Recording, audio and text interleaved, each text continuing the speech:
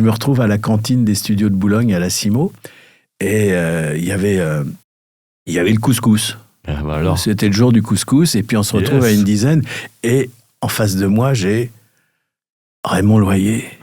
Et je savais pas voilà. Et puis j'étais là, puis j'étais jeune, voilà, c'était un des premiers cachetons, j'étais comme ça, ils se connaissaient tous, moi j'étais vraiment j'étais dans mes petits souliers, et puis je ferme les yeux, j'entends John Wayne qui me propose de reprendre des boulettes et de la semoule.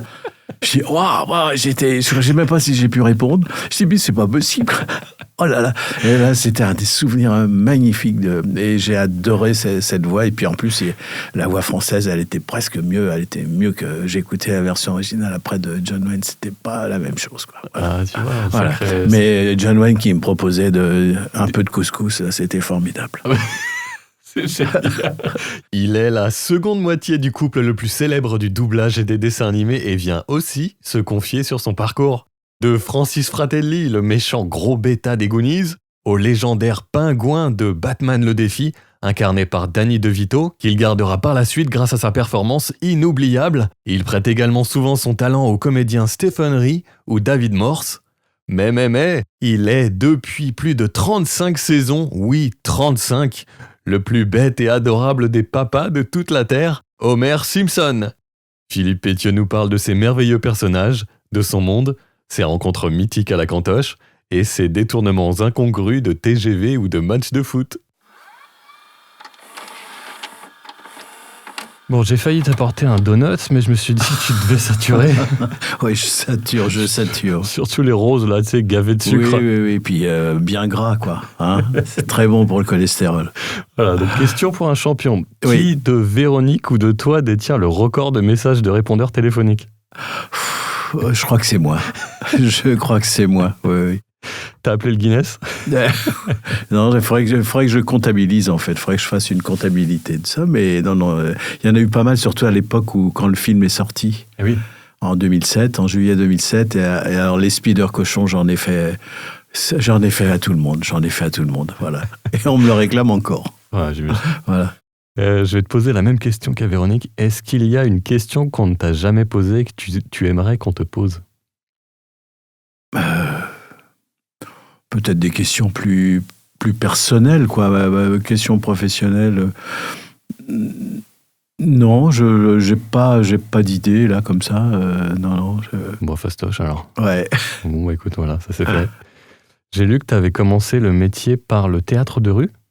Oui, enfin, j'ai commencé le métier, c'était les années 70, hein, moi j'avais 18 ans en 68, et naturellement...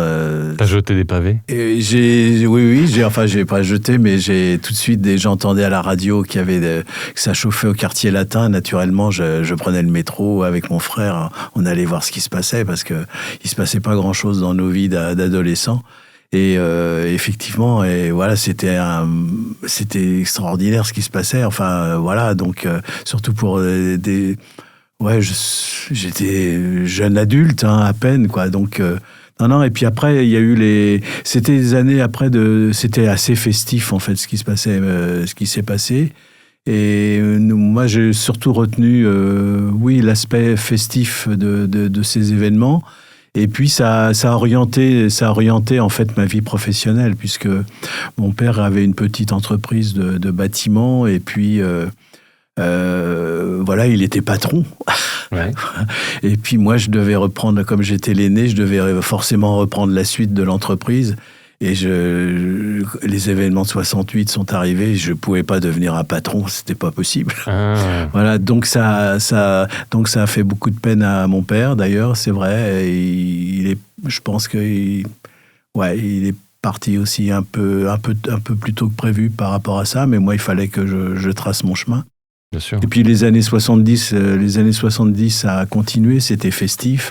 Et puis après, on s'est rendu compte que si on pouvait pas changer le monde, peut-être que la culture allait peut-être changer nos vies. Et voilà, donc je me suis retrouvé à faire du théâtre militant, en fait. Voilà, on allait jouer dans des usines en grève, on écrivait des sketchs. Voilà, c'était en 71, c'était le centenaire de l'anniversaire de la Commune de Paris. Et donc, on était une petite compagnie, des comédiens, et puis on a créé un spectacle cabaret autour de la Commune de Paris qu'on a tourné un petit peu, pas mal dans des usines en grès avec les comités d'entreprise, etc. Donc, je suis venu au théâtre par militantisme un peu. Je pensais je le pense toujours, je pense que le théâtre... on transforme le monde, on transforme nos vies, voilà. Et donc, alors naturellement, toute cette culture classique du théâtre, je la repoussais, quoi.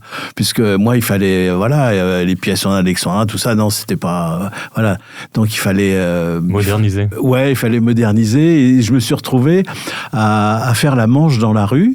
Et je jouais, moi, du sobasophone, ce qu'on appelle ce gros instrument hélicon, l'hélicon. Moi, je veux jouer de l'hélicon, et c'est cet instrument dans les fanfares qui fait la pompe, ce qu'on appelle la pompe. D'accord, je vois. Voilà. Et on faisait la manche, on était une bande de copains comme ça, tous un petit peu comédiens, et j'ai craché le feu aussi. Wow. Voilà, j'ai appris à cracher le feu, je jonglais, et puis voilà, on a fait ça pendant quelques temps, et puis j'avais des petits boulots à côté, je bossais dans des restos, je faisais la vaisselle, la plonge et tout ça. Et puis, j'ai eu l'opportunité de devenir prof, parce que j'avais fait des études techniques, et je suis entré à l'Éducation nationale. Et ce qui m'a... l'éducation... Mais c'était pas mal, parce qu'en fait, d'abord, c'était un métier qui me plaisait, tout à fait. Transmettre quelque chose. Et puis... j'avais très peu d'heures de cours, et ce qui me permettait de faire du théâtre à côté, donc de continuer mes activités, un peu de branquignol, à vrai dire. De passion. Oui, de passion. Et puis, c'était des rencontres, c'était des belles rencontres. Puis après, je me suis dit, alors attends, tu vas pas faire J'ai fait ça pendant quelques années, je lui ai dit, alors attends, tu vas faire à moitié prof et moitié comédien. Au bout d'un moment, c'est pas possible, il faut faire des choix. Et effectivement, j'ai fait des choix par la suite, j'ai décidé de devenir comédien. Et comédien professionnel. Donc là, j'ai repris les choses à la base, on va dire. J'ai repris des études à l'Institut du Monde, Institut théâtral à Paris 8. C'était l'université de Vincennes à l'époque, Paris 8 après. J'étais jusqu'à la maîtrise. Donc des études théoriques et puis aussi physiques, puisqu'on avait des cours qui étaient passionnants avec des gens passionnants. Et puis, j'ai fréquenté aussi les cours de Jacques Lecoq, l'école Lecoq, qui était basée beaucoup sur le corps, sur le mime, sur les masques, et tout ça. Donc, j'ai appris toute cette technique qui me servait dans le théâtre de rue, en fait. Voilà. Et puis, il y a eu aussi la rencontre avec Augusto Boal, le théâtre de l'opprimé.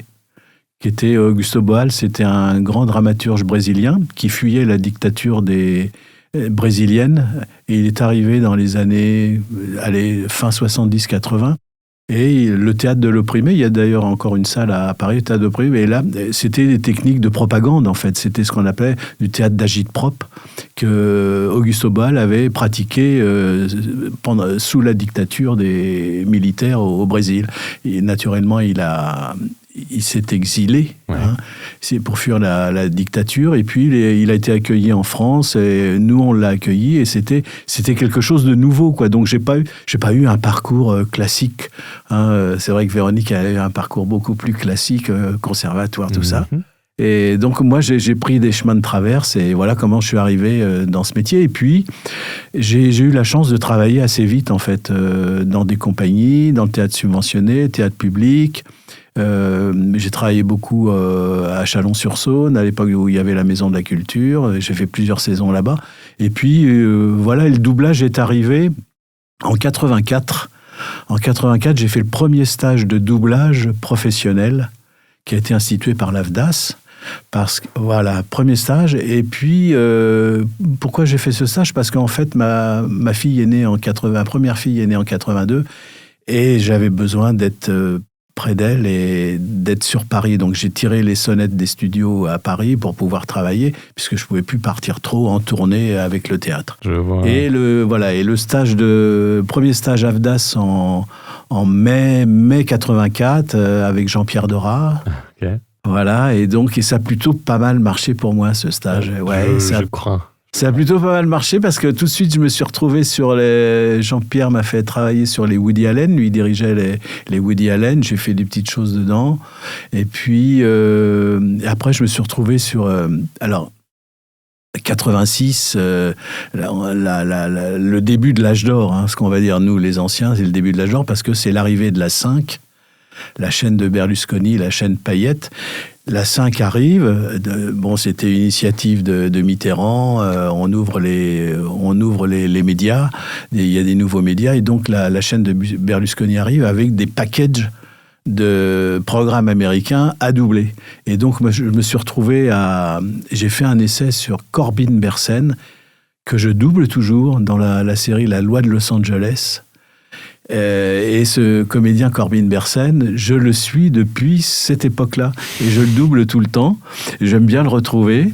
Il tourne beaucoup. Donc, ça te rappelle tes débuts ? Ouais, ça me rappelle les débuts. Et puis, à partir de là, ça a été les années 86 jusqu'à la grève, hein, jusqu'en 93. Ça a été ce nous, on appelle les anciens l'âge d'or du doublage. On travaillait tous les jours. Je travaillais aussi... la série MASH où je doublais Alan Alda. Il y a eu les Duke of Hazzard, le shérif Fais-moi peur, le shérif Clétus, tout ça. Donc, et puis c'était une période festive et je continuais à faire du théâtre quand même. Après, voilà. Ah oui, t'avais quand même un peu le temps ? J'avais un petit peu de temps, oui, je continuais quand même à faire du théâtre. Et puis les Simpsons sont arrivés, casting en 89. Ouais. Donc en fait, ça a été vite. Et juste avant ça, t'avais... Alors, après Damien Boisseau et Frédéric Tirmont, je vais encore saouler les gens avec les Goonies. Oui, parce que j'ai dedans, vu ce film 1000 fois. Ah ouais. Tu faisais le frère Fratelli un peu débile, un peu Francis. débile. Oui. Ouais. Et tu m'as bien fait rire déjà. Tu gardes un souvenir particulier de toute cette époque où il y avait donc du travail à Tire-Larigot ? Oui, il y avait surtout une folle ambiance, quoi. Il y avait vraiment, on était jeunes et puis. T'irais jusqu'à dire fraternité ? Ouais, on avait des vrais amis. Il y en a pas beaucoup dans ce métier, parce que même si tout le monde se fait la bise, je le sais maintenant par expérience, mais là on a eu des vraies amitiés. Des vraies amitiés qui étaient... on partageait des bons moments, on partageait des moments de convivialité, on faisait la fête, souvent. Vraiment, on flambait un petit peu, quoi. Puis, faut le dire, on gagnait bien notre vie aussi. C'est vrai, on était jeunes comédiens. Ben oui, ouais. On était jeunes comédiens et puis c'était formidable. On n'avait pas de soucis de cachet et tout ça, ça roulait, c'était plutôt bien. Donc l'âge d'or. Ouais. En 92, sort la suite du carton planétaire Batman, avec Batman le défi, où notre justicier masqué affronte le pingouin, incarné par Danny DeVito, génial comédien excentrique. Et là, tu marques les esprits au fer rouge avec ton interprétation, de sorte que tu vas suivre DeVito depuis, oui. Si je dis pas de bêtises. Peut-être une parenthèse ou deux, mais ouais, c'est très tout, peu. Ouais. Ainsi que le personnage du pingouin dans bon nombre de dessins animés et de jeux vidéo. Que penses-tu de Danny DeVito, de son jeu ? Comment ça se fait qu'il est à part ? Alors, Danny DeVito, c'est un clown. Moi, je dis, il est toujours dans la composition. Il n'est pas de tourpeau à doubler. Je ne sais pas comment il fait. Il a un physique... il est plus âgé que moi. C'est magnifique ce qu'il fait, quoi. C'est encore ce qu'il fait. Moi, je dis, ménage-toi, Danny. Mais non, Danny DeVito, c'était le pingouin et j'ai fait un essai. En fait, c'est un film pour la Warner. Et l'essai que j'ai fait servait en fait... j'ai fait le film annonce. Et le film annonce, souvent à ce moment-là, il n'y avait pas de séance d'essai, mais le film annonce servait d'essai. D'accord. Donc ça a servi d'essai pour la Warner. La Warner m'a gardé, m'a choisi. Et puis je me suis retrouvé dans cette aventure. Et le pingouin, ça n'a pas été tout repos, parce que c'était un doublage extrêmement difficile. C'était une voix il fallait trouver la voix. On a mis du temps à trouver cette voix un peu rauque, un peu d'égout, hein, puisqu'il est dans les égouts de Gotham. Complètement. Voilà. Et donc, je sais que je suis sorti pratiquement, j'avais plus de voix à la fin de l'enregistrement. Ça a duré une dizaine de jours. Ah, quand même. Et c'était très éprouvant, cette voix du pingouin.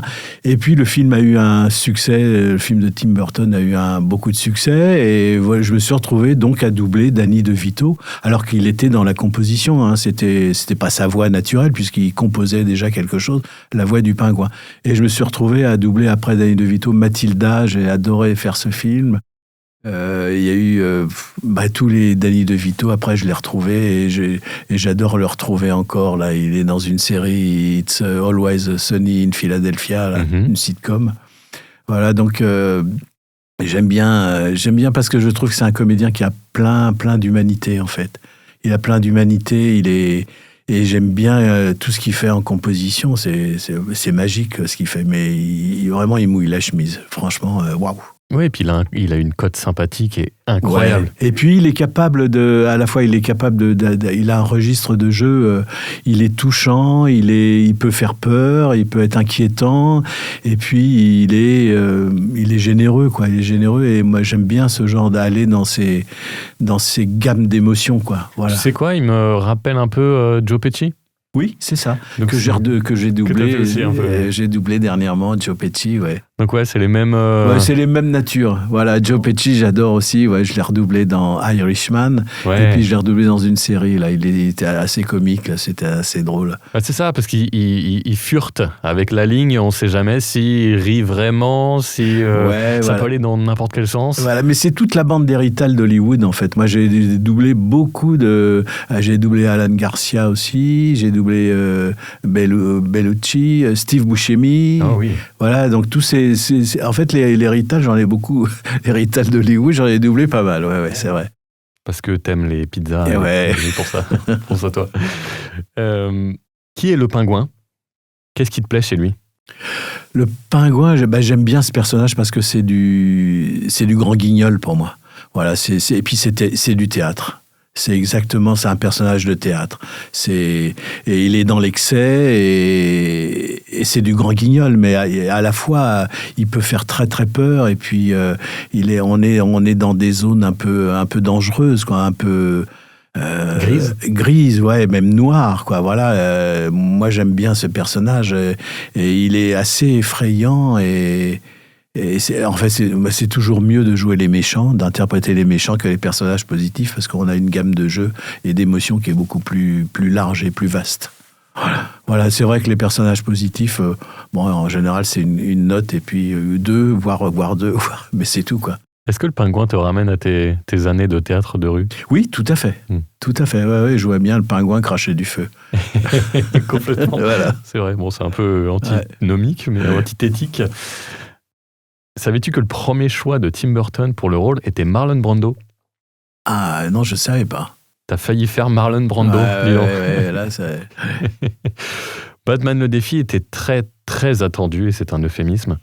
C'était la suite d'un des plus gros cartons du cinéma. Aujourd'hui, je l'adore. J'écoute même toujours sa musique signée Danny Elfman de temps en temps. C'est magique et envoûtant. À l'époque, je l'ai vu au cinéma et j'ai été un peu dérouté. J'avais le cul entre deux chaises. J'ai à la fois apprécié ces scènes d'action et en même temps, je n'avais pas encore les outils pour bien comprendre la violence, la tristesse et la frustration du personnage, ainsi que de celui de Catwoman qui suinte sur tout le film. Quand on est enfant, on veut surtout voir les gentils castagner les méchants, et Burton a eu la finesse d'apporter de la nuance et de la complexité. Le film a été reçu tièdement, il a bien marché, mais pas autant que ce qu'il aurait pu ou dû. Tim Burton d'ailleurs disait que la Warner voulait simplement mettre les persos du film sur les mugs de McDonald's, quoi, en fait. Merchandising. Des choses comme ça. Donc la Warner l'a viré, du coup, pour le 3. Quelle bêtise, bref. Que penses-tu du film, toi ?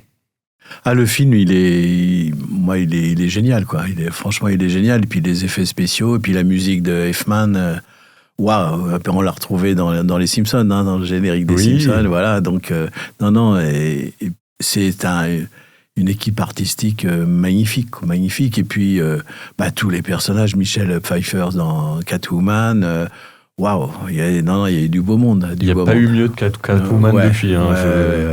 On peut franchement le dire.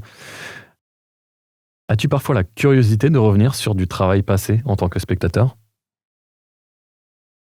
Bon, quand je revois un film dans lequel je suis, oui, peut-être, mais... Qu'est-ce que tu te dis, du coup ? Non, mais j'ai une oreille très critique, alors ça me ramène forcément des souvenirs d'enregistrement, des souvenirs d'un contexte d'époque. Là, tout à l'heure, tu parlais des Goonies. Mm-hmm. C'est vrai que moi, là, c'était à l'époque où je travaillais beaucoup. J'ai dans tous ces films, les Goonies. Il y avait Midnight Train aussi, où je doublais Joe et Pantoliano, encore un Rital. Ouais, voilà. C'est vrai. Voilà, non, ça, c'est des beaux souvenirs de doublage. C'est vraiment des très beaux souvenirs de doublage. Es-tu un liseur de bande dessinée, en particulier américaine ? Pas vraiment, non. Non ? Pas vraiment. C'est pas forcément mon truc, non. C'est quoi ton truc ? Non, moi, j'aime bien, plus sérieusement, j'aime bien lire la poésie, quoi, voilà. Mais c'est un peu un poème, Batman le défi, finalement. Oui, c'est vrai, c'est vrai, poésie, un poème fantastique. Ouais. Un poème fantastique. Non, le monde de la BD, c'est pas trop mon truc, mais... Mais les mots, oui. Voilà, ouais, tout à fait. Les mots qui riment. Allons sans attendre davantage au dessin animé le plus connu de toute la Terre. Je parle bien sûr de Ken le Survivant. Hein ? Ah bah non. Ok, mais bon. Homer et Ken, c'est un peu pareil en même temps, non ? Allez, trêve de billevesée. Tu es donc notre cher Homer Simpson depuis l'an de grâce 1989. Bicentenaire de la Révolution française, dis donc. Oui. 35 ans, c'est plus vieux que Jésus, tu te rends compte ? Oui. C'est un miracle, non ? Quand on revoit les premiers épisodes, ton jeu n'est pas pareil. Peux-tu nous expliquer cette évolution ? Oui, alors c'était... parce que en fait, je l'avais pris trop sérieusement en fait ce personnage. Je l'avais pas. Et puis c'était un personnage secondaire en fait. C'était Bart qui était le personnage principal de la série. Ouais. Et les parents, en général, les parents, ils étaient là au début de l'épisode et à la fin de l'épisode, ils faisaient des apparitions. Mais c'était pas des. Moi, je m'ennuyais un petit peu sur ce personnage. Je savais que j'avais pas trouvé vraiment la voix. Alors, j'avais pris une voix un peu. Puis, il était trop sérieux. Il était comme le dessin était très prognate. Il y avait une mâchoire un peu comme ça. Et donc, j'avais une voix un peu dans la mâchoire, un peu sérieuse comme ça.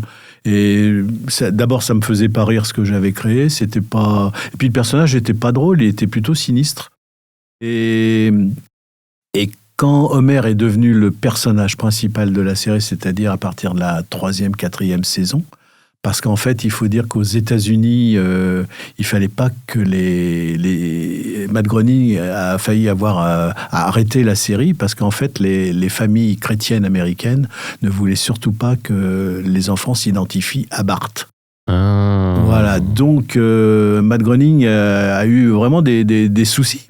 Avec ce personnage, et donc il a fait un virage à 180 degrés, donc il a dit OK, et il a développé le personnage d'Homer, qui est devenu ce beauf qu'on adore et à qui on pardonne tout.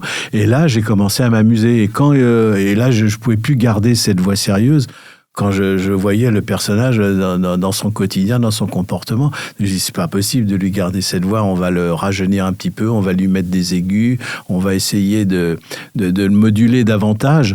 C'est un grand enfant, mais voilà, il est au premier degré du premier degré. Et donc voilà, à partir de là, je dirais ça, c'est mon travail a complètement évolué. Et puis il y a eu aussi l'arrivée du grand-père. Oui. Abraham. Et donc, dans l'affiliation, il a fallu, Christian Duras, qui était le directeur artistique de l'époque, il a dit, mais non, mais c'est toi qui vas faire la voix du grand-père, puisque voilà. Et donc, il a fallu que je différencie bien ces deux voix. Et je dirais, l'arrivée du grand-père m'a permis vraiment de fixer la voix d'Homer Simpson. Ah, marrant. Voilà. C'est un autre personnage qui a permis de qui m'a permis vraiment de caler cette voix et ce caractère. Voilà, et donc, après, ça a pris sa vitesse de croisière, quoi, voilà, mais surtout au début, on ne savait pas du tout que ça allait durer aussi longtemps.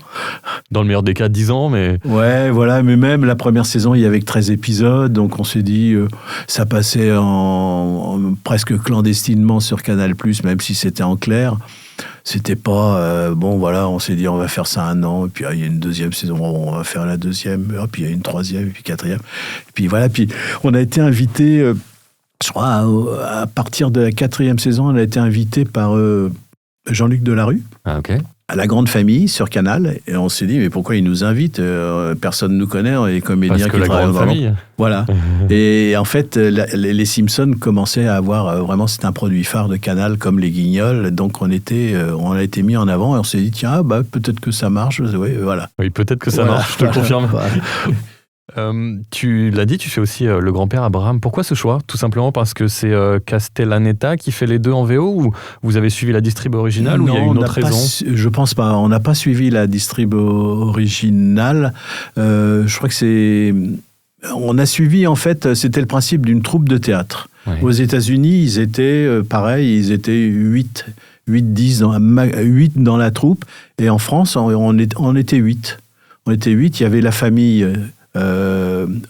Homer, Marge, Bart et Lisa, donc avec les enfants. Et puis il y avait tous les autres guests. Il y avait 4 comédiens qui complétaient les guests. Il y avait Régine Tessot dès le départ, Gilbert Lévy, et puis il y avait Michel Modeau et Patrick Guillemin. Oui. Voilà, qui nous ont quittés. Et puis voilà, donc ça tournait comme ça. Et aux États-Unis, c'était le même principe. Et donc, il y avait vraiment Christian Duras, avec l'équipe américaine, avait gardé ce principe de troupe. Et comme la série a eu un énorme succès aux États-Unis, il y a eu des guests qui sont arrivés parce que les gens se battaient pour prêter leur voix, bien sûr, pour être dans les Simpsons. Il y a même eu Elizabeth Taylor qui a fait la voix de la petite Maggie quand elle dit « Homer ». Papa. Ah, ok. Et qui est devenu en français papa.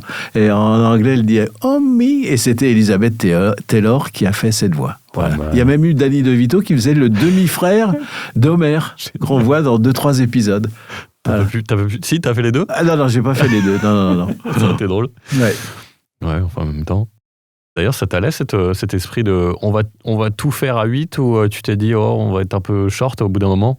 Non, parce que ça fonctionnait bien. Et puis il y avait enfin, je veux dire, entre Michel Modeau, Patrick Guillemin, Michel Modeau a amené énormément de choses. Il a créé des personnages magnifiques, quoi. C'est franchement, c'était une belle équipe, hein, et toujours une belle équipe. Je confirme. Voilà. Ouais. Les guests, comment vous faisiez ? C'est vous, la troupe des 8 qui les prenait en charge, ou vous faisiez venir également des guests ? Alors, il y a eu des guests qui sont venus. Par exemple, il y a eu Mel Gibson qui est venu à un moment donné dans la série. Okay. C'est Jacques Frantz qui a prêté sa voix. On a gardé Jacques Frantz. Il y a eu Duchovny. Ouais. C'était Georges Caudron. Bien sûr. Il y a eu Caroline Beaune. Oui, voilà. Et non, on a essayé de garder quand même les guests notoires dans les VF, Super. Dans les versions françaises. Il y a eu Kim Basinger. Oui. Voilà. Non, c'était Michel Buzinski qui est venu pour prêter sa voix. Non, on a essayé de garder un peu ce principe-là aussi, voilà. Ouais, chouette. Voilà. Faire le même personnage depuis plusieurs décennies, est-ce qu'il n'y a pas une usure ou un manque d'inspiration qui peut poindre à un moment ? Non, il n'y a pas du tout de... Non, parce que ce personnage, d'abord, il me fait rire. Je disais que j'avais une oreille critique sur ce que je faisais, mais ce personnage, il me cueille à chaque fois, il me fait rire. Je trouve qu'il est tellement... Il est au premier degré du premier degré, il est surprenant, et il est là où on ne l'attend pas, et c'est à mourir de rire. C'est vraiment à mourir de rire. Là, il y avait un gag là, que j'ai revu là, sur la fête des mères, et on voit Homer qui n'a pas d'idée, et puis il tombe devant une boutique, une bijouterie où il y a un collier, un beau collier de perles, et il est là. Oh, c'est une vitre magnifique, je vais lui offrir une nouvelle vitre. Voilà, bon, ça, c'est des trucs qui, ça me cueille, c'est tellement bien écrit, c'est bien trouvé, et puis à chaque fois, voilà. C'est drôle, ce personnage, il me fait rire, moi. Il fait partie de moi, en plus. Bah, complètement. Écoute, je sais pas comment ils ont de scénar, mais ils sont bons. Hein. Ouais. Quels sont les traits de caractère que tu partages avec Homer ? La mauvaise foi. Non, la mauvaise foi, oui, c'est vrai. Ok. C'est vrai. Ouais. Et Véronique confirmera. Non, tu sais quoi ? Elle n'a pas dit la même chose. Ah bon, d'accord. Elle a dit que tu étais très loin d'Homer. Ah oui, par certains aspects, mais de temps en temps, je suis quand même un peu... Ouais. D'autres choses, non ? Juste la mauvaise foi ? Non. T'aimes pas autant la bière, apparemment ? Non, j'aime pas la bière. Non, alors si, j'aime bien, on le voit un peu moins maintenant dans la série. J'aime bien quand Homer, il dialogue avec son surmoi. avec son fameux brain, le cerveau. Il a une voix de cerveau qu'il corrige un petit peu. Et il dialogue, j'aime bien cette forme de dialogue entre le surmoi d'Homère qui est sérieux et puis Homère qui comprend rien. Et, qui est toujours... et je dis, il y a un peu de ça. Chez toi ? Oui, chez moi, il y a un peu de ça de temps en temps. Dans des situations un peu... où j'aime bien m'échapper. Je dis, qu'est-ce que penserait Homère de ça ? Voilà. Trop bien. Voilà.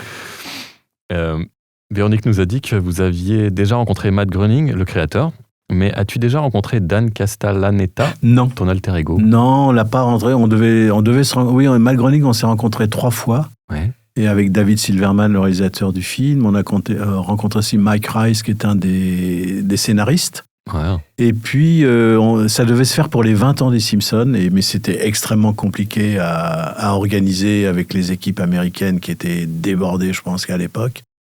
Et puis, il aurait fallu s'y prendre 1 an à l'avance. C'était une logistique qui était extrêmement compliquée. On a essayé de récidiver pour les 25 ans. Pas possible non plus. Les 30 ans aussi, on a essayé, mais c'était compliqué. Mais voilà. Non, ce qu'on aimerait bien faire, c'est peut-être rencontrer nos versions, peut-être nos versions italiennes, espagnoles, européennes, versions peut-être québécoises aussi. Mais je sais qu'au Québec, ils n'aiment pas du tout notre version. Ah ouais ? Non, ils sont très attachés, les Québécois, à leur version québécoise. D'accord. Et ils n'aiment pas du tout notre VF. Écoute, ils ont tous les droits. Bien sûr. Peut-être qu'ils ont un super Homère québécois et une super Marge québécoise. Je ne connais pas du tout, donc je ne peux pas dire. Quelle est la boulette la plus Homer Simpsonesque que tu aies jamais faite ? Non, ça m'est... Allez, lâche tout, on est entre nous, Philippe.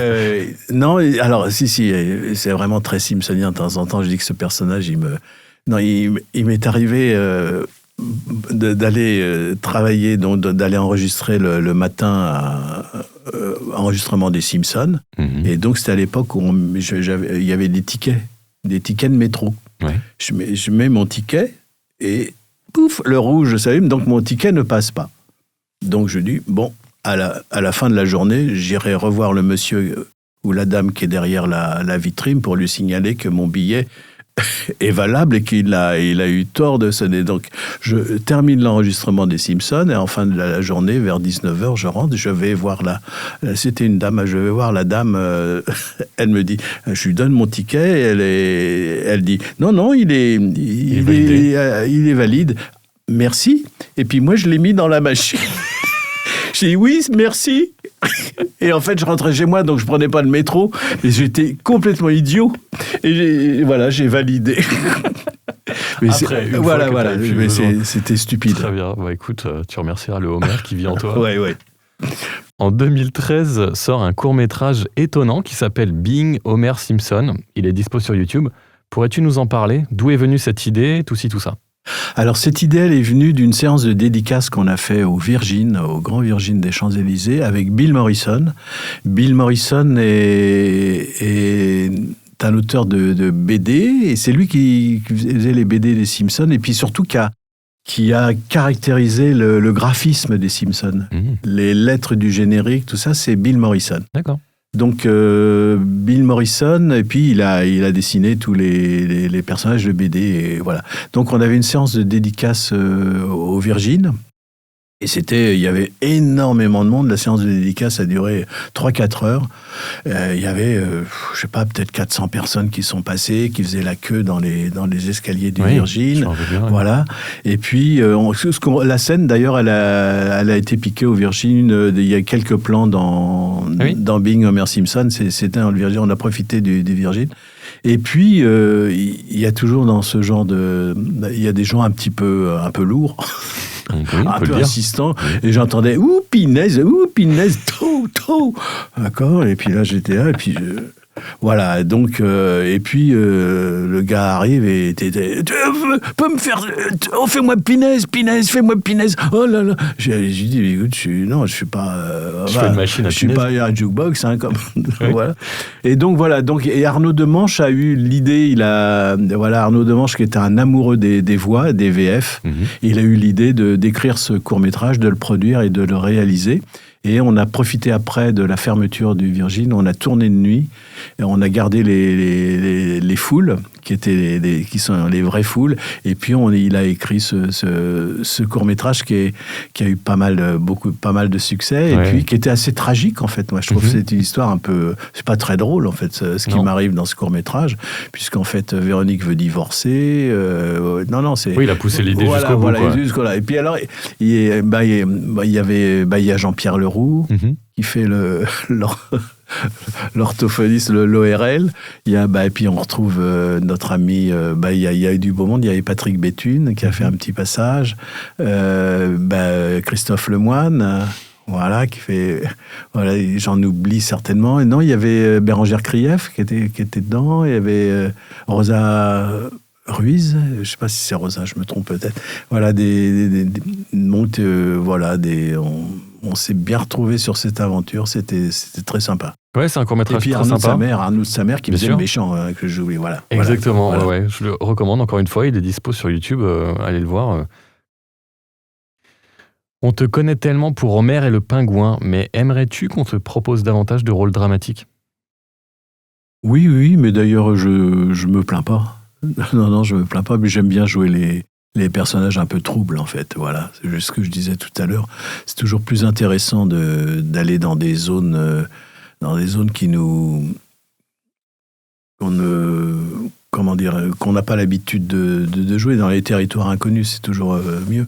Non, alors, je dirais, Homer, il m'a joué des tours, j'ai eu des expériences un peu... Les gens m'ont reconnu sur un rire, par exemple, sur un personnage. Ça m'est arrivé avec Disney. Et donc, ils ont eu peur tout de suite. Et non, les gens, ils vont reconnaître Homer Simpson. Et ça n'avait pas de rapport du tout. Donc, du coup, j'ai été viré du... Ah, t'as carrément été viré ? Oui, j'ai été remplacé. T'as pas juste refait le rire ? Non, j'ai été remplacé. Non, j'ai été remplacé. Ils avaient trop peur que ça perturbe, en fait, l'écoute, la vision du film. Non, j'ai été remplacé. Ça m'est arrivé 2-3 fois comme ça. Voilà. Parce 2-3 fois. Ouais, voilà, parce qu'on m'a reconnu sur un rire, forcément. Et puis, comme c'est des gens, c'était la génération Simpson, donc ils savaient ça. Ah oui. Voilà, donc Faut que tu aies une doublure rire, Philippe. Faut que tu engages une doublure rire, si c'est les rires qui te mettent dedans. Bon, tu as dirigé pendant longtemps, notamment sur les séries Buffy contre les vampires, 24 heures chrono, House of Cards et Narcos. Pourquoi as-tu décidé d'arrêter la direction ? Parce que j'ai arrêté pendant le confinement, en fait. J'ai eu un coup de blues, vraiment un coup de blues, parce que je dirigeais une série de dessins animés qui était très drôle. C'était sur un pastiche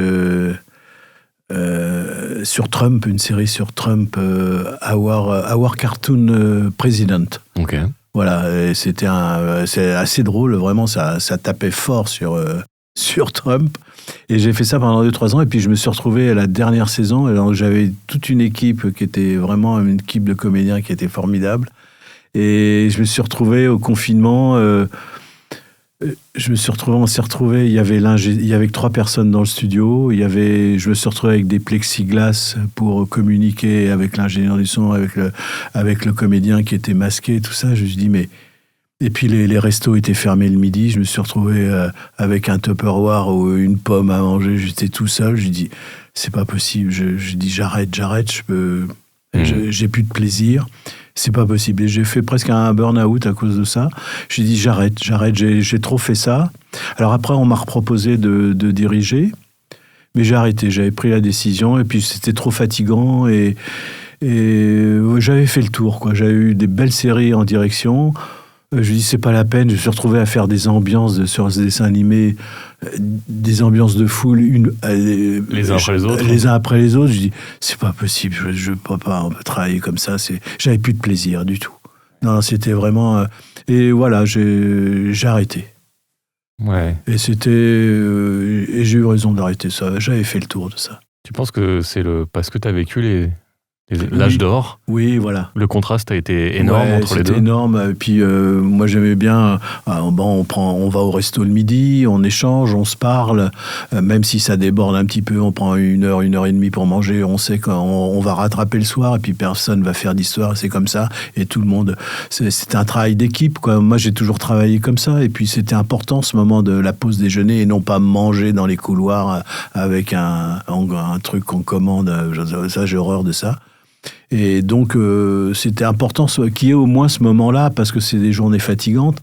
Et si on ne peut pas se retrouver au moins entre nous pour échanger, se parler, ouais, je vois pas l'intérêt, quoi. Voilà, donc ça m'a fait flipper, tout ça, voilà. Tu te rappelles de moments qui ont changé des choses pour toi dans ces repas à la grande époque? À la grande époque, ben oui, parce que nous, on avait un Claude Joseph qui était un merveilleux acteur, en fait. Et si on avait l'aval de Claude Joseph, ils étaient pas faciles, hein, les anciens, parce qu'il fallait quand on arrivait jeune comédien, ils nous faisaient pas de cadeaux. Ok. Ils étaient assez terrifiants. Ils faisaient rien pour vous mettre à l'aise. Ah. Non, ils étaient assez terrifiants. Et donc on était comme ça, hein, franchement. Mais une fois qu'ils nous avaient adoptés, c'était des papas. C'était la famille. Ouais, c'était la famille. Et puis on était parrainés un peu comme Joe Pesci. Il peut faire le baiser sur Ouais. Voilà. Et non, c'était un peu comme ça que ça se passait. Et c'est vrai que pour les comédiennes, c'était pas évident du tout, parce que souvent ils étaient assez misogynes. Je veux dire, avec les filles, ils étaient quand même assez durs. Franchement, waouh. Ouais. Bon, maintenant, ça serait. Ouais. Voilà. Plus possible. Ça serait plus possible, mais ils étaient. C'était déjà pas possible. Non, mais ils étaient pas faciles. Ça fumait sur le plateau toute la journée. À la fin, on voyait plus l'écran. Non, c'était des ambiances, et puis c'était des monstres, quoi. C'était des voix qu'on avait entendues, qui étaient des références pour nous, quoi. Il y avait Jacques Thébault, Jean-Claude Michel, et Claude Joseph, puis c'était des déconneurs, hein, malgré tout. Claude Nico, c'était des vrais déconneurs, quoi. Franchement, voilà, ils nous cueillaient. Mais une fois qu'on était adoptés, on faisait partie de la famille. Et nous, on a eu la chance avec Véronique. Alors, c'est marrant parce qu'on s'est rencontrés sur le plateau. Ouais. Et puis, on commençait à avoir notre petite histoire d'amour. Et on se cachait. On dit, voilà, en discrétion. On était discret, on se cachait. Alors, on se mettait dans le fond de l'Audi, et puis on se prenait la main, etc. On se faisait des petits bisous. Et puis, Claude Joseph, il avait deviné, il était quand même, il était finot. Et puis, en fait, quand il a su qu'on était ensemble, voilà, c'est là où on a révélé notre relation ouvertement. On a dit, voilà, on est ensemble, parce qu'on avait l'aval de notre parrain. Oh, voilà. C'est chouette. Hein. Ouais, c'était chouette, ouais. Il y a une voix, un comédien en particulier qui t'a inspiré quand t'as commencé? Oui, Jacques Thébault. Ok, pourquoi? Jacques Thébault, parce que j'aimais beaucoup ce timbre un peu métallique qu'on ne retrouve pas vraiment. Et moi que j'aime bien, on m'a dit que j'avais un petit peu... il avait cette voix sur Steve McQueen, elle était magnifique. Ouais, il y avait ce phrasé, ce timbre qui était... Il n'y en avait pas 36, hein. Moi, Jacques Thébault, je l'avais dans les oreilles. Et puis il y a eu surtout Raymond Loyer et John Wayne. Alors là, wow, yes. John Wayne, c'était le cow-boy de mon enfance. C'était parce que mon père on allait au cinéma, mais on allait voir que des westerns. Ah ouais? Ouais. Il emmenait ses garçons, on était deux. On allait voir les westerns avec papa, parce qu'on faisait la queue sur les grands boulevards, et surtout ceux avec John Wayne. Ok. Alors, John Wayne, c'était... Et puis, voilà, on ne se posait pas la question, c'était en VF. Hein, les Indiens, ils parlaient français. Mais on ne se posait pas la question. Ils faisaient Hugues, mais sinon, ils parlaient français. Et la voix de John Wayne, alors là, c'était formidable. Raymond Loyer. Et puis, j'ai eu la chance... un des premiers souvenirs de doublage, je démarrais, c'était au studio à Boulogne. Je crois que j'étais sur Top Gun. Qui était dirigé par Jean-Pierre Doré. Et dans Top Gun, je fais un petit rôle dedans. Le premier en 86? Ouais, voilà, avec Poivet qui faisait Tom Cruise. Ouais. Et je me retrouve à la cantine des studios de Boulogne, à la Cimo. Et il y avait le couscous. Ah bah alors. C'était le jour du couscous, et puis on se retrouve à une dizaine, et en face de moi, j'ai Raymond Loyer. Et je savais pas que, voilà. Et puis j'étais là, puis j'étais jeune, voilà, c'était un des premiers cachetons, j'étais comme ça, ils se connaissaient tous, moi j'étais vraiment, j'étais dans mes petits souliers, et puis j'entends, je ferme les yeux, j'entends John Wayne qui me propose de reprendre des boulettes et de la semoule. Je dis, waouh, je sais même pas si j'ai pu répondre. Je dis, mais c'est pas possible. Oh là là. Et là, c'était un des souvenirs magnifiques et j'ai adoré cette voix. Et puis en plus, la voix française, elle était presque mieux. Elle était mieux que j'écoutais la version originale après de John Wayne. C'était pas la même chose, quoi. Voilà. Ah, tu vois. Voilà. Mais John Wayne qui me proposait un peu de couscous, c'était formidable. Il y avait le boule à One pour aller avec ou pas? Il y avait le boule à One, bien sûr, bon, bien sûr. Faut bien faire les choses. Ou du Garouane, bon, ça dépend, mais c'est selon. Oui. Et du coup, ton père, quand Clint Eastwood est arrivé et qu'il a un peu concurrencé ou qu'il a un peu mis de côté ou rendu un peu, tu vois, has-been, John Wayne à Hollywood, il l'a mal vu parce que ton père était fan de... Ouais, mais non, mon père, il est décédé en 75, donc il a pas vu les... Ah, quand même, il y a eu les premiers Harry. Ouais, il y a eu... Oui, mais même, c'était les western spaghetti, ce qu'on appelait. Ouais. Les trois, là. Ouais, je sais même pas s'il est... Ouais, on les a vus, oui. Mais non, mais c'était John Wayne. Okay. Ouais, non, on guettait John Clint, Wayne. Non, mais John Wayne, à l'AMO, il y avait les deux parties, il y avait un entracte, c'était vraiment une sortie cinéma, et on faisait la queue, quoi. Déguisé, vous aviez les chapeaux, les sentelles? Non, il n'y avait pas tout ça. C'est alors dommage. Bon, aurais-tu l'amabilité de nous dire un mot sur notre ami Patrick Béthune, que tu as dirigé pendant presque 10 ans sur la série 24 heures chrono? Patrick Béthune, c'était, je trouve, alors il y a eu des essais sur Kiefer Sutherland, et Patrick Béthune, je trouve, c'est la vraie rencontre avec, d'ailleurs, il y avait une ressemblance physique. Il y avait vraiment une ressemblance physique. D'ailleurs, il a eu la chance de faire une photo avec Kiefer Sutherland. Je crois qu'il me l'avait montré. Il est allé à Los Angeles, il tournait 24 heures, et il a fait la photo, mais c'est les mêmes, quoi. C'est vraiment... Et puis cette voix, et Patrick, ce que j'adorais, moi, il avait du vécu dans la voix. C'était pas ce qu'on appelle, c'est pas des, comment dire. J'aime bien quand il y a du grain, quoi, quand ça rocaille un petit peu comme ça, et il y avait du vécu dans la voix de Patrick, et ça allait magnifiquement bien, quoi. Moi, j'aime bien les trop belles voix, ça, bon, voilà. Mais non, ces voix qui ont du vécu, qui ont du grain, comme Poivet, pareil, hein, voilà, ça fume, ça picole un peu. Voilà, la vie. Voilà. Mais surtout, Patrick avait une vie avant le doublage. Il est arrivé tardivement là. Il a fait de la brocante. Il a fait plein de choses. Il a fait plein de choses, plein d'aventures, et puis même des aventures personnelles. Il est parti au Pérou rencontrer des chamans. Il a fait tout un tas d'aventures. Il était passionnant, Patrick, passionnant. Plus que passionnant. Ouais, et puis c'était une vraie amitié qu'on a eue pendant toutes ces aventures de 24 heures chrono. Vraiment, on a fait des belles fêtes aussi, voilà. Ouais, et je peux même dire que c'était l'un des plus gentils. Oui. L'un des hommes les plus gentils que j'ai rencontrés dans la profession. Ouais, tout à fait. Il était généreux, franchement, C'était un bonheur tout le temps. Et puis, effectivement, quand on avait la chance d'avoir une longue journée, puis qu'on allait se restaurer ensemble... c'était toujours génial, quoi. Voilà, d'où l'importance de ces repas du midi. Voilà, on en revient toujours. Couscous boulette, rosé, quand il faisait beau. Et puis on prenait le temps de vivre. Et puis on débordait un petit peu le soir parce qu'on n'avait pas fini le programme, bien sûr, puisqu'on avait débordé en terrasse le midi. Mais voilà, ça faisait partie du... C'est comme ça qu'on travaillait, quoi. Mais bon, maintenant ça paraît hors norme. Les gens regardent un peu leur montre et tout, c'est dommage, on a perdu ça. Enfin, je dis là, pour le coup, là, j'ai pas vécu votre période, mais moi, j'essaye de temps en temps, j'essaye de lutter contre ça, contre les regardages de montres et retrouver le plaisir du jeu, en fait. Bon, en tout cas, voilà, on pense très fort à Patrick, qui nous manque beaucoup. J'ai lu qu'en 2009, pour les 20 ans des Simpsons, vous avez piégé un TGV. C'est vrai cette histoire? Oui. Tu peux nous raconter? Oui, parce qu'on était, ça passait sur W9. Donc il y avait ces 4 heures de Simpsons le samedi soir.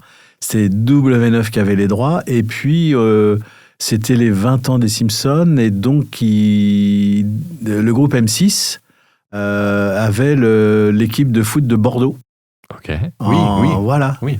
Donc, ils nous ont demandé d'aller présenter les joueurs de Bordeaux sur le stade Chaban-Delmas. D'accord. Il y avait 30 000 personnes. Et puis, avec le speaker officiel de la Fédération française de football, on est à 20h30, on était Véronique et moi, on était là sur la pelouse en train d'annoncer le nom des joueurs. Et Johan Gourcuff et donc, on a pris le TGV. Et on a pris le TGV avec la complicité de la SNCF. On a pris possession du wagon-bar et on a fait les voix d'annonce dans le TGV. Et les gens ils étaient surpris d'entendre Homer et Marge Simpson leur proposer des donuts. De la bière d'œuf. Voilà, exactement. Donc on s'est bien amusé. Il y avait plein de gags comme ça. C'était marrant, très marrant. Comme quoi, les beaux rôles peuvent amener aux belles aventures. Écoutez, moi, j'ai qu'un regret, c'est pas avoir pris ce train. Ouais, mais on peut le voir, c'est sur YouTube. Ouais, c'est sur YouTube. Non, et puis il y a eu aussi expérience assez rigolote. J'ai annoncé le Poisson d'avril. Il y a eu Poisson d'avril, le 1er avril, on a fait des Poissons d'avril avec la voix d'Homer Simpson qui était diffusée dans toutes les grandes gares. Ah, génial. Voilà. Ah. Non, ça, il y a des traces encore, je crois, sur YouTube. Mais c'était très drôle et c'était une idée d'une agence de communication qui avait proposé ça. Non, c'est parti des réseaux sociaux, en fait, qui étaient déjà pas grand-chose à l'époque, mais il y a quelqu'un qui a dit moi je vais bosser, j'entends toujours la voix de la dame de la SNCF, si c'était Homer Simpson ça serait plus rigolo, j'irais volontiers avec le sourire. Et il a lancé ça, une pétition. Une agence de com s'est emparée de ça et puis donc a proposé à la SNCF de faire le 1er avril avec la voix d'Homer Simpson. Voilà d'où c'est venu en fait, comme quoi, et je me suis retrouvé à faire la voix d'Homer Simpson. Les passagers, pourquoi vite? Quel numéro?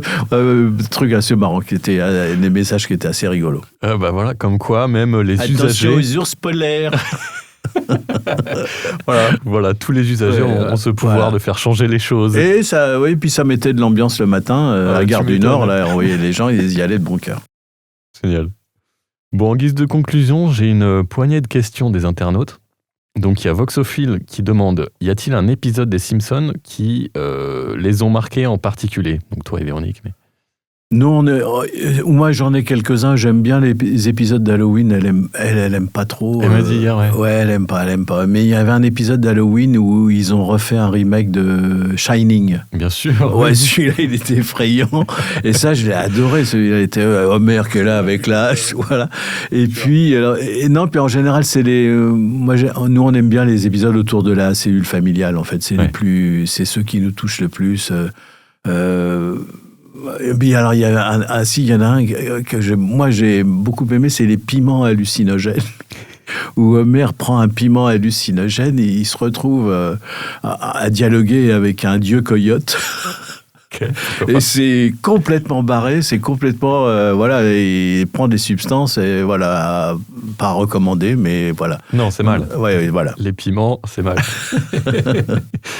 Il y a Hippias qui demande, ne sont-ils pas vexés d'être juste considérés comme simplement la voix de Marge et Homer pour le public même pro VF, alors qu'ils ont joué plein de choses?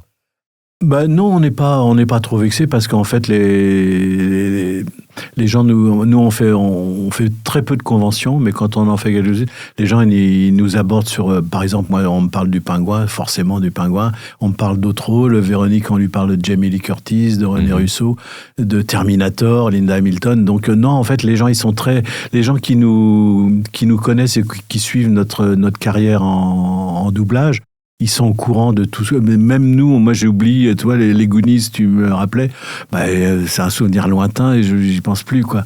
Mais non, les gens sont... Non, ils sont parfaitement informés, en fait. Oui, ils s'informent, ils font l'effort et c'est plutôt bien. Il y a Donessimo. Comment as-tu été choisi pour le personnage du Pingouin dans Batman?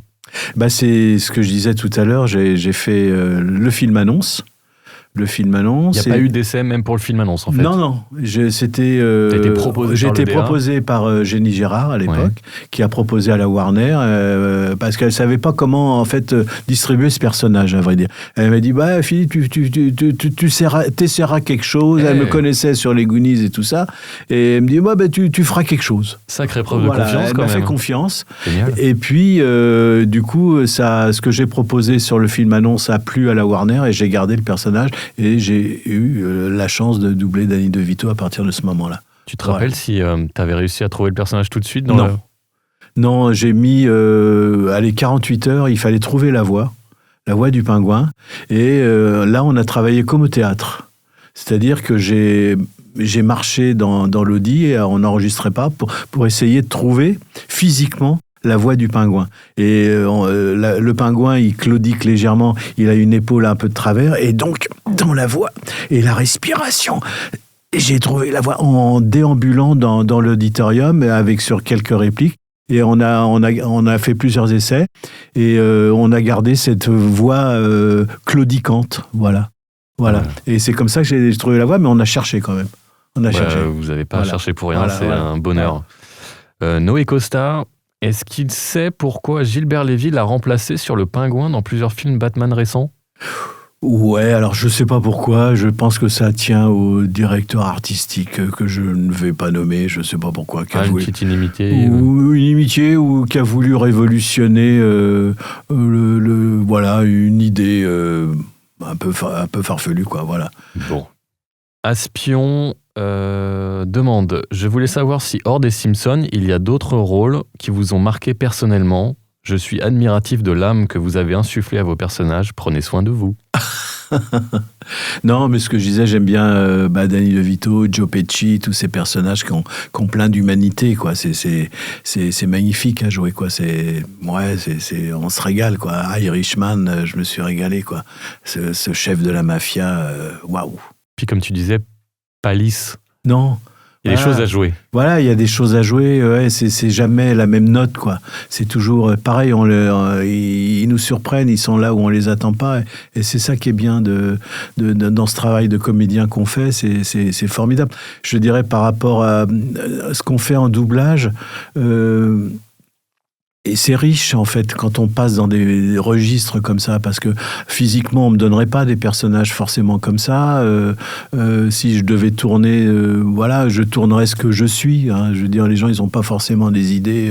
Et ce que le théâtre nous permet. Moi, au théâtre, j'ai fait des personnages de composition un peu comme le pingouin. Ça m'est arrivé dans une pièce. Et donc on adapte un petit peu le registre qu'on a découvert et qu'on va essayer de placer là ou là, voilà, quoi. Non, le doublage, c'est formidable parce que on joue des choses qu'on n'imaginerait pas jouer en live, voilà. Et donc, c'est un travail qui est bien et qui est riche, justement, qui est nourricier, je veux dire, pour un comédien, on se nourrit de tout ça. Alors que si on reste dans un seul registre, je pense qu'on s'ennuie un petit peu, quoi. A contrario des rôles très, très vivants, où il y a plein de choses à jouer, est-ce que il t'est arrivé de jouer des rôles un peu plan-plan où tu t'embêtais un petit peu ? Oui, bien sûr. Et dans ces cas-là, tu fais comment pour te dire, je vais faire du bon boulot quand même ? Ouais, non, il y a des fois, je me suis retrouvé distribué sur des personnages qui n'étaient pas vraiment pour moi, quoi. C'était des erreurs un peu de casting. Alors, on fait avec le métier qu'on a, avec la technique qu'on a, on arrive à faire quelque chose. On fait le... Tu bricoles ? Ouais, on fait ce qu'il faut faire. Mais on n'est pas forcément heureux. On sait que c'est pas pour nous, on sait que c'est pas tout à fait ça. On propose quelque chose, mais voilà. Mais ça m'est arrivé plusieurs fois au début de ma carrière. 2-3 fois, tu t'es reparti avec des frustrations comme ça ? Ouais, c'est vrai, parce que je savais que j'étais pas heureux, quoi. Enfin, je souffrais un petit peu. C'était pas j'ai fait quelque chose, mais j'étais pas totalement satisfait. J'ai fait ce que j'ai pu avec ce que j'avais. Ouais, voilà. Bon, ultime question. Combien de fois on a essayé de t'imiter devant toi-même et t'as dû faire semblant de trouver ça drôle et bien fait. Ouais. Non, ça m'est arrivé, je me souviens, à la Fnac. Au tout début, à l'époque des cassettes, des VHS, je cherchais une cassette des Simpsons. Et puis je tombe sur... je demande une cassette des Simpsons, puis il y a le vendeur qui me fait... oui, mais il me fait la voix d'Homer Simpson. Alors, il me fait la voix et il me dit, alors hein? Écoutez, c'est moi qui enregistre la voix. Il me croit pas. Ah, il savait pas. Non, il me croit pas. Et puis il me refait la voix du grand-père. Je peux faire le grand-père aussi. Alors, oui, c'est pas mal, quoi. Mais voilà, il m'a pas reconnu, il m'a pas. Je me suis pris une claque là. Tu l'as pas fait un petit cours Non, j'ai même pas osé lui faire la voix. Non. Ok. Bon, merci Philippe pour être le papa neuneux préféré des Français depuis si longtemps. Allez, salut l'artiste. Oui, merci. Salut.